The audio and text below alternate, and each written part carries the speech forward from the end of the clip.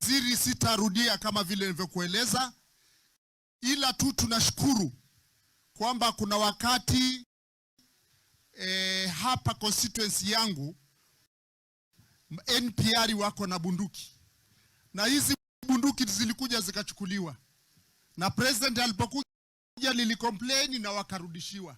Kwa hivyo nachukua fursa hii kushukuru sana, na ukienda umwambie rais, watu wa Galole wamefurahi sana umerudisha zile bunduki. Ila kitu kimoja, zile bunduki zilizorudishwa ni zile bunduki zile za mbao, zile za zamani, na watu wetu wanasema wanataka zile bunduki za rashasha, zile bunduki za rashasha, kwa sababu majirani zetu Lamu wako na bunduki za rashasha NPR, wa Garissa wako na bunduki za rashasha NPR, na hawa watu wanashare villages.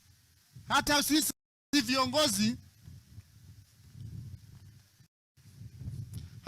viongozi huwa wanatulaumu, kwa nini hawa tunashare villages wana bunduki aina hii na sisi bunduki aina hii. Waziri, tunakuomba mambo ya NPR, hata mwenzangu amezungumza na yeye, hakuna misuse ya bunduki hapa, hakuna history kama hiyo. Kwa hivyo tafadhali uweke kipaumbele ili watu wetu pia nao wapewe.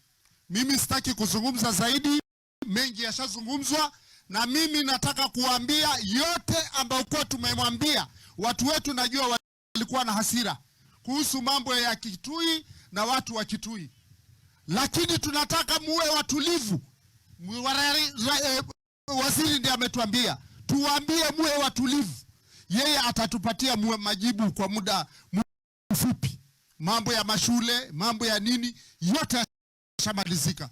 Kwa hivyo nataka kuchukua fursa hii kumuita senator aje aendelee, amuite governor, alafu governor aendelee. Tafadhali, karibu senator.